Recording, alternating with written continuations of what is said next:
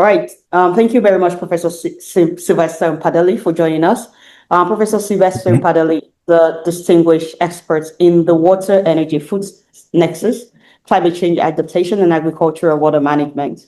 He holds multiple academic appointments, including adjunct professor at the University of Venda, professor extraordinary at Tuwazna University of Technology, and professor extraordinarius at the University of South Africa. He was a distinguished visiting professor at Suwan University in 2006. With over 300 publications, he's a leading authority in water and agricultural system. He also serves as a vice president honoraria of the International Commission of Irrigation and Drainage, and is recognized for his contributions to climate resilience and water governance. Professor Sylvester, thank you so much for honoring our invitation. The floor is yours. Thank you. Good afternoon and greetings from South Africa. As the program director highlighted, I'm Sylvester Mpandeli from the Water Research Commission of South Africa. My presentation this afternoon is about understanding urban nexus transformative pathway towards resilient cities, a case study of the Gauteng City-Region in South Africa. Okay, just to highlight a global perspective, we all understand that more than 50% of the world population lives in urban areas, and this is putting a lot of pressure on our infrastructure, especially infrastructures related to water, energy, agriculture, biodiversity, and so on. And it is projected that by 2050, more than 60% of the world population will be living in urban areas.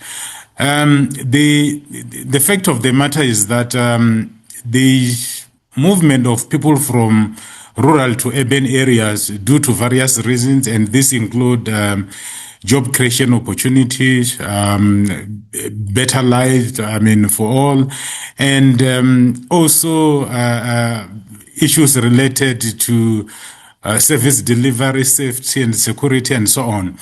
If I can just zoom in to Gauteng province, where I am, in Pretoria, you will see that it has been in 2008.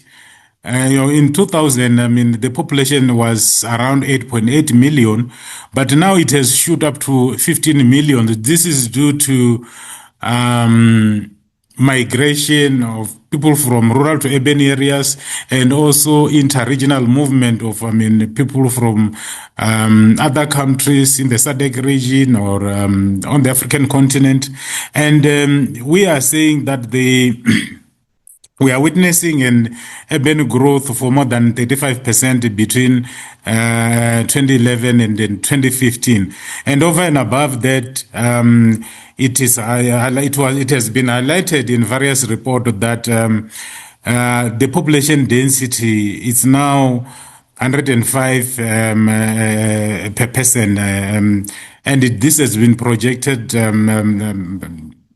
by somewhere until 2050. Over and above that, 67% of the migration in the Gauteng province are from interregional. As I've highlighted that Gauteng province is the economic hub of South Africa. That is where majority of people from all over the globe are living in, and we do believe that this is creating problems to the existing infrastructure. And over and above that, it also posed serious challenges to food security, service delivery, and it influences people to compete for the limited resources that we have. This is just the map that shows where Gauteng province is. Gauteng province, forms part of the it forms part of the South African, administrative capital, which is Pretoria, and this is where I am. And there are three big metros in Gauteng province: City of Tshwane, City of Johannesburg, and City of Ekurhuleni. This slide is just shows the Urban Nexus initiatives. We have highlighted that there are drivers that are influencing these issues related to urban sprawl, poor service delivery, infrastructure breakdown, high crime rate, pollution. This is due to the high population density and the fact that we are not really maintaining our operation, our infrastructure, whether it's related to water, energy, health, and so on. And over and above that, we do believe that in order to address the some of the challenges that we are facing, we need to drive water, energy, food nexus initiatives, and this includes adaptation strategies such as coping and adaptation strategies. We need to increase activities related to transitional adaptation. And we do believe that we can do this in an integrated and in a nexus way. We are saying this based on the fact that we have reviewed majority of our policies, and we have realized that those policies that are still being driven or implemented in a silo or in a linear way, which creates problems for us because we also developed the National Development Plan, and we are also linking our activities with the Sustainable Development Goals. One of the previous speakers highlighted the fact that we are left with less than 5 years to assess the SDG targets. And if we are continue perpetuating the silo or the linear mentality, I don't think we will be able to achieve our goals. And we need to move towards secular and resilient cities. This is very, very important. We need to change the way we think about our spatial planning. We need to change the way we design our current infrastructure. We need infrastructure that is resilient, an infrastructure that will be able to withstand natural vagaries or challenges that we are facing related to high extreme climatic events, high climate variability and change. This slide, it just shows the changing behavior of the majority of our people, and we all understand that middle class layer have changed their dietary requirements, and this create problems because sectors such as agriculture needs to make sure that they produce high nutritional food, and we need to make sure that we produce more food by using less resources related to water, energy, and so on. And we also do believe that we are over-depending now on our natural resources related to water, agriculture, energy, and so on. And this is creating a lot of pressure around Gauteng province. And over and above that, we do believe that this is also widening the inequality around the province, and it creates unnecessary tension. Issues related to pollution, I've also highlighted that, and we also do believe that we need to make sure that we decentralize some of the services to rural area in order to minimize migration of people from rural to urban areas. If you look at the slide which shows the urban growth in Gauteng province, it shows that, prior to 1994, before South Africa got democracy in 1994, in 1996, if you look at the population trajectory, you realize that, the population in Gauteng province was less than 8.8 million. But you look at post 1994, you look at figures, in 1999 and also 2007 and 2019. That is where you realize that the population is increasing, and as a result of that, we also need to change with the way we design our infrastructure, and over and above that, we also need to make sure that we drive our activities in an integrated manner. Implication for rapid migration, the bottom line is that we are experiencing the intensity and the frequency of drought, floods in Gauteng province and also in the SADC region. We are not immune to these natural vagaries that we are facing.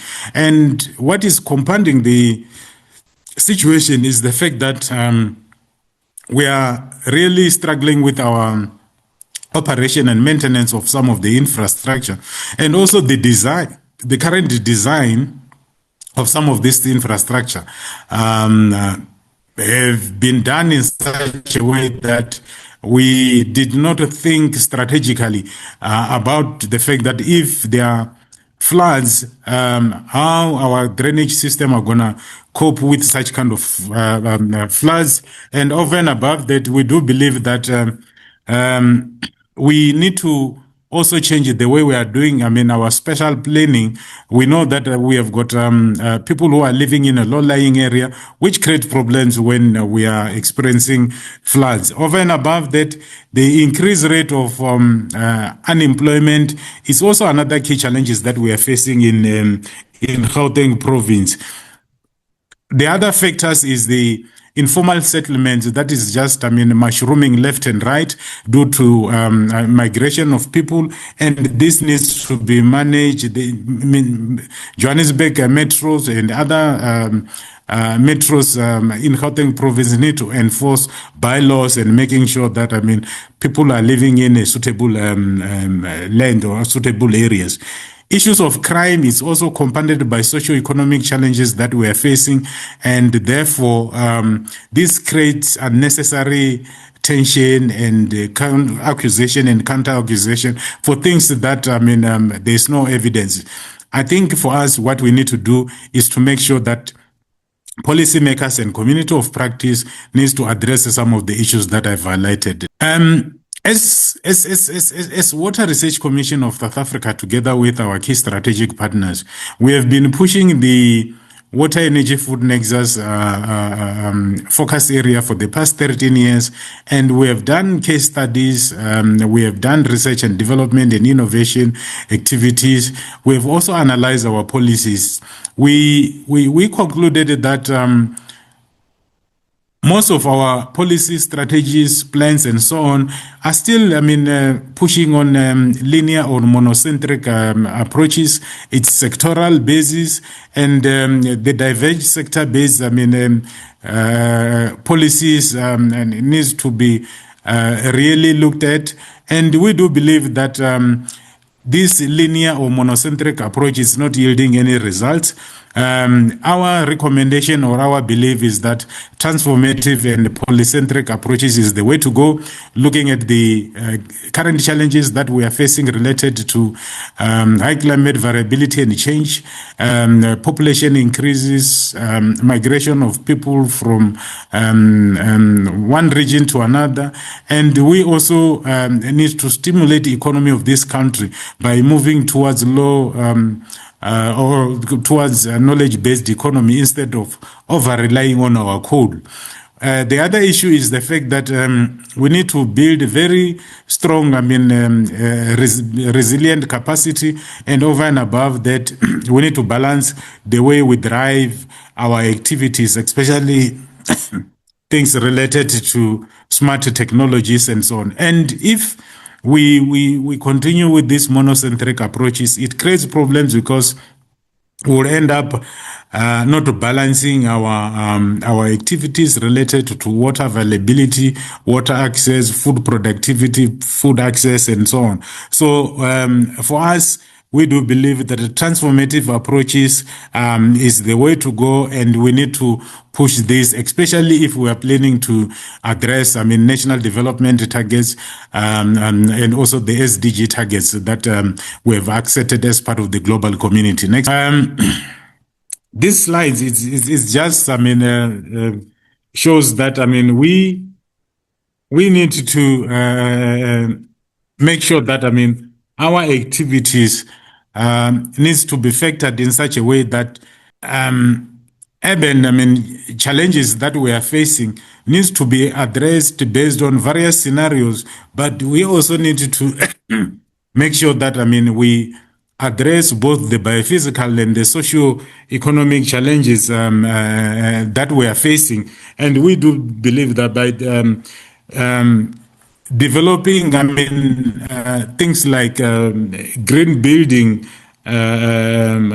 infrastructure, this is the way to go. I know that, South African government is really putting new structures that are under the new building philosophy, and most of those infrastructure, mostly government buildings, wherein they build those infrastructure in such a way that they cater for renewable energy, they cater for rainwater harvesting, they cater for recycling water system, and we do believe that this is the way to go, especially if we want to sustain our sustainable development agenda. And we are also, the government is also promoting the non-motorized transport system. Look, like I've indicated to you, South Africa cannot operate in a silo. We are part of the global community, and we need to make sure that we address our issues, our activities in such a way that we are using the philosophy that has been adopted or proposed or championed by United Nations. And these are the issues that we are saying we need to really push very hard, especially issues related to Sustainable Development Goals number 11, circular economy, modeling development, and also making sure that we promote our activities based on scientific evidence, and we need to work with the various communities. This slide is just only to show some of the things that we are proposing as the community of practice. Issues like improving capacity and effectiveness, co-factoring the geopolitics. I understand that there are various issues or socio-economic challenges that we are facing in the SADC region, but also on the African continent.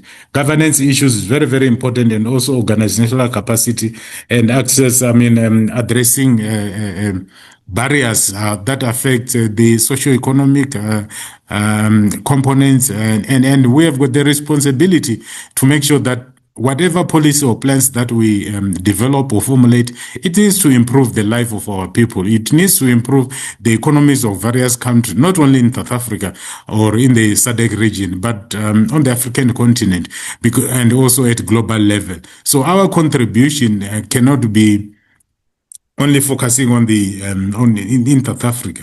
It needs to be factored in at all different layers, and we do believe that we are driving activities at local level, but that have got global impact and also provide global solution. Program director, I think this is my last slide, and this presentation is also linked to publication that we have done on urban nexus and facilitation pathway. Oh, sorry, I forgot the takeaway messages. These are the takeaway messages that I would like to highlight, but I'm not going to go point to point because time is not on our side. But you could see that we are championing the Nexus approach, integrated development solution. We are championing, spatial and human consideration building in a resilient manner. You realize that we are saying we need to make sure that community awareness and local government engagement is very, very important. Over and above that, we also need to make sure that we don't leave anyone behind. To conclude my story, we are saying in order to address the challenges that we are facing, especially in urban areas or cities, Wave Nexus is the way to go. And we also need to make sure that the community of practice and policymakers are working together.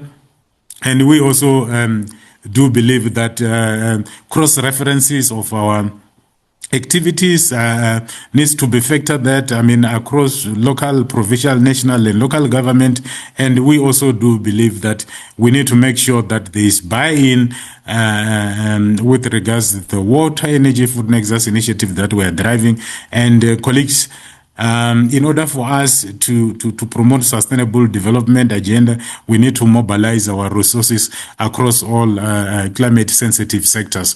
That was my last slide of my presentation, and I would like to acknowledge our partners, University of KwaZulu-Natal and other institutions. Thank you very much, Program Director. Over to you. Thank you very much, Professor Sylvester, for that insightful presentation. I have one question for you because of our time. The question is, how can African cities practically move from silos planning to an integrated water, energy, food nexus approach, especially where water, energy, agriculture, housing, and infrastructure agency often work separately? They don't often work together. Look, like I've indicated that it's a complex situation, and we are used to drive our activities in a silo or in a linear way. But history has taught us that those models are not sustainable due to the challenges that we are facing, like population increases, climate change, and so on. There's a need for us to bring those sectors that we have highlighted together. The good news is that those head of state in 2011 proposed that there's a need to create trade-offs, synergies, and harmonization of those three sectors. And I think that model is going to work, especially in cities or local government, because that's where service delivery activities are taking place. And we have got the responsibility to provide evidence that will convince policymakers and politicians to say water, energy, food nexus is the way to go. Thank you very much. And just to wrap up for our audience and people that are just joining into the symposium, Professor Sylvester, during his presentation, has reminded us that rapid urbanization is placing enormous pressure on the system that sustains cities, especially within the water, energy, food nexus, agriculture, biodiversity, infrastructure, service delivery, safety, and security.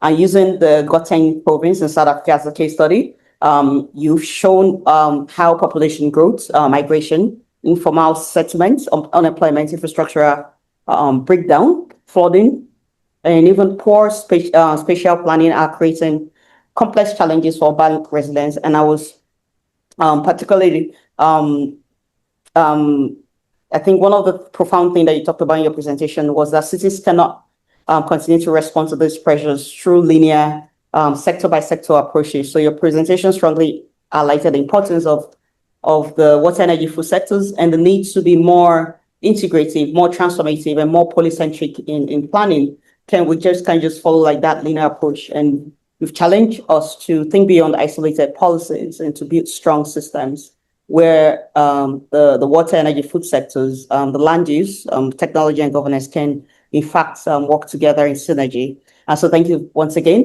Professor Sylvester, for bringing such an important system thinking perspective to the symposium.